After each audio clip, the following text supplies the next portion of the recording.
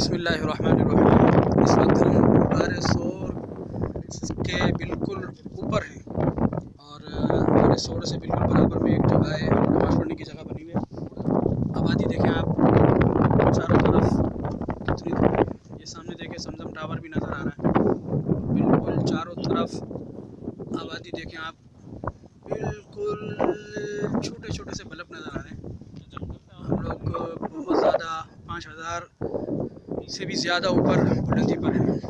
کیا بات ہے مکہ المکرمہ کی، کیا بات ہے غار ثور کی۔ یہ وہ پتھر ہے جو آپ کو نظر آ رہا ہے، اس پتھر کے اندر غار ثور۔ الحمدللہ اللہ تعالیٰ نے یہاں آنے کی سعادت عطا فرمائی۔ میٹھے مصطفیٰ صلی اللہ علیہ وسلم کے کرم سے یہ وہی غار ہے، پیارے آقا صلی اللہ علیہ وسلم صدیق اکبر رضی اللہ تعالیٰ عنہ کے ساتھ اسی غار میں آ کے آپ نے آرام فرمایا تھا۔